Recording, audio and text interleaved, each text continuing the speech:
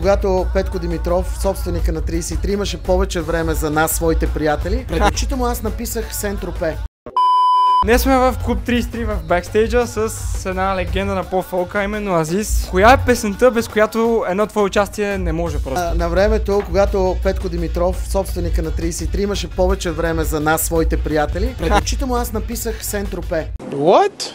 Играхме карти, той вика, маме, може ли една салфетка и една химикалка, само да помоля, ма такъв скромен. Викам, бегай сега, нямам пикане, нямам това. Не ме занимавай, да. И той си взе една салфетка, взе една химикалка и по едно време, пичове, я чуйте. Други на Малдивите. Викам, абе, човек, еба ти картите имам, ти с какво ме занимаваш?